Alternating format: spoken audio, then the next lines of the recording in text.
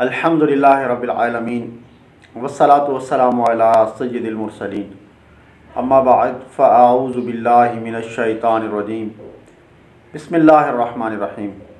حضور نبی کریم رؤوف رحیم صلی اللہ تعالیٰ علیہ وآلہ وسلم پر درود و سلام پڑھنے کے بے شمار فضائل و برکات ہیں۔ آپ صلی اللہ تعالیٰ علیہ وآلہ وسلم کا فرمان عالی شان ہے، جو شخص مجھ پر ایک بار درود پاک پڑھتا ہے اللہ کریم اس پر 10 رحمت نازل فرماتا ہے، اس کے 10 گناہ مٹاتا ہے اور اس کے 10 درجات بلند فرماتا ہے۔ ہمیں بھی چاہیے کہ ہم اپنے پیارے آقا و مولا اللہ پاک کے آخری نبی حضرت محمد مصطفیٰ صلی اللہ تعالیٰ علیہ وآلہ وسلم پر کثرت کے ساتھ درود پاک پڑھا کریں۔ اللہم صلی علی سیدنا و مولانا محمد وعلی آلہ وصحبہ وبارک وسلم۔ زندگی کے سفر میں انسان ہمیشہ ایک جیسی حالت میں نہیں رہتا۔ کوئی دن اس کے لیے خوشیاں لے کر آتا ہے تو کوئی پیغام غم، کبھی خوشیوں اور شادمانیوں کی بارش برستی ہے تو کبھی مصیبتوں پریشانیوں کی آندھیاں بھی چلتی ہیں۔ ان آندھیوں کی زد میں کبھی انسان کی ذات آتی ہے، کبھی اس کا کاروبار اور کبھی گھر بار آ جاتا ہے۔ الغرض مصیبتوں اور پریشانیوں سے انسان کا چولی دامن کا ساتھ ہے۔ اس لیے اسلام نے مصیبتوں میں صبر اور خوشیوں میں اللہ تعالیٰ کا شکر ادا کرنے کی تعلیم دی ہے۔ حدیث پاک میں ہے، مومن کا معاملہ کتنا عجیب ہے کہ اس کے لیے ہر معاملے میں خیر ہی خیر ہے۔ اگر اسے خوشی پہنچے اور شکر کرے تو یہ اس کے لیے خیر ہے، اور اگر مصیبت پہنچے اور اس پر صبر کرے تو یہ اس کے لیے بھلائی ہے۔ صبر کے معنی ہے نفس کو اس چیز سے باز رکھنا جس کے رکنے کا عقل اور شریعت تقاضا کر رہی ہے۔ صبر بظاہر 3 حرفی لفظ ہے، مگر اپنے اندر ہمت، حوصلہ، برداشت، تحمل، بھلائی، خیر، نرمی، سکون اور اطمینان کی پوری کائنات سموئے ہوئے ہیں۔ صبر جمیل بہترین صبر ہے۔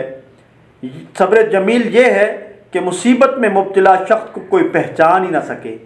اگر اس کو کوئی تکلیف پہنچی ہو تو اس کے طور طریقوں سے پتہ ہی نہ چلے کہ یہ تکلیف میں مبتلا شخص ہے بھی کہ نہیں۔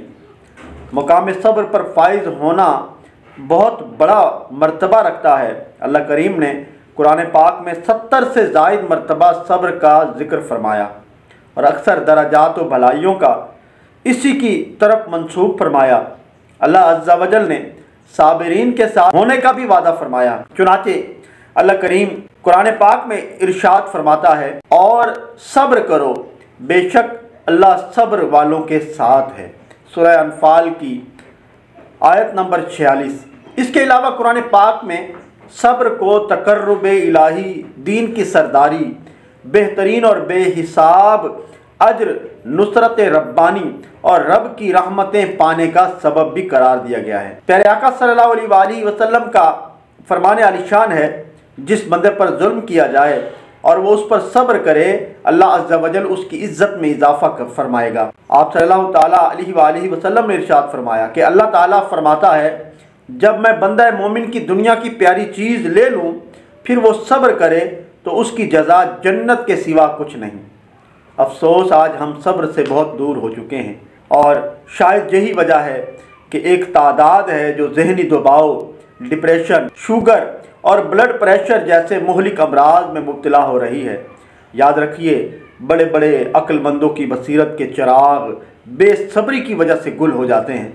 آج دینی اور دنیاوی معاملات میں صبر کا دامن ہاتھ سے چھوٹنے کی وجہ سے ہمارا معاشرہ تباہی کی سمت جا رہا ہے۔ لڑائیاں عام ہو چکی ہیں، دوسروں کے بغض اور کینے سے سینے بھرے ہوئے ہیں، آستینیں چڑھی ہوئی ہیں اور لوگ مار دھاڑ پر کمر بستہ ہیں۔ نبی اکرم نور مجسم صلی اللہ علیہ وآلہ وسلم کی مکمل زندگی صبر و تحمل سے لبریز ہے۔